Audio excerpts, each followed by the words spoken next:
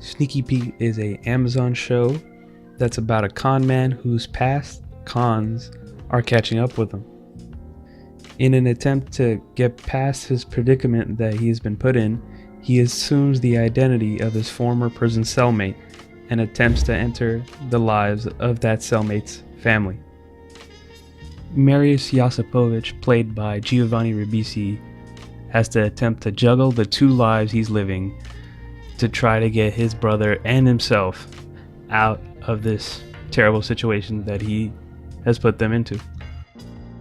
I really enjoy the character of the con artist in films and TV shows, especially when it's done properly, and it is done properly in this show.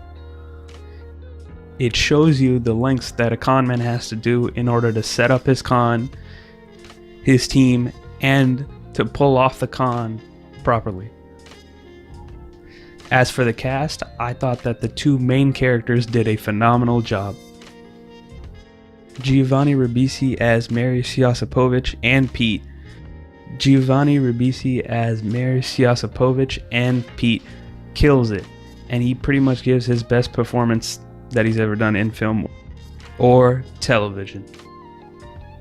Bryan Cranston also does a great job as the antagonist to Marius Josipovich.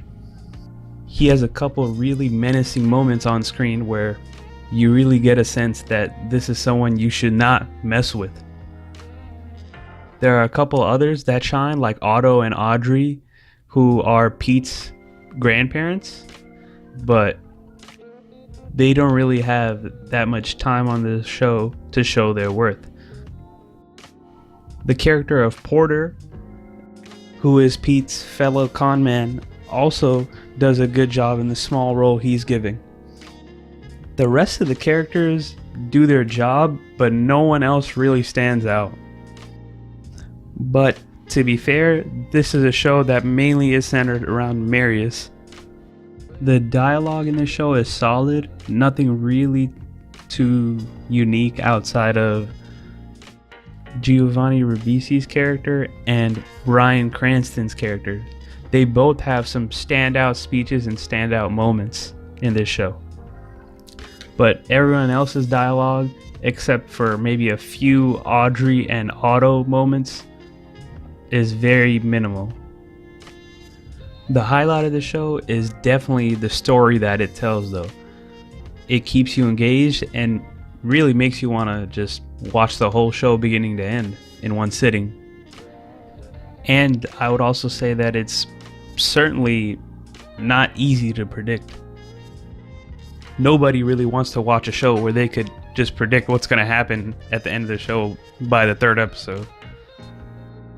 And this is kind of a weird thing to point out, I know that, but this show has a lack of stupid moments. Too many shows I watch, I've seen moments that made me think, oh, I could be put into the shoes of that character in that situation and still do a much better job than he did right there. This show has arguably none of those types of moments. The pacing of the show was excellent. There are very little, if any, slow points in the show. And the 10 episode season choice was a really smart choice. That helps make the show incredibly easy to watch and easy to finish. Overall, I would give this show a really good recommendation. It's one of my favorite shows of 2017. The main characters are great. The ins and outs of the life of a con man was extremely interesting to me, and I think it made a great premise for the show.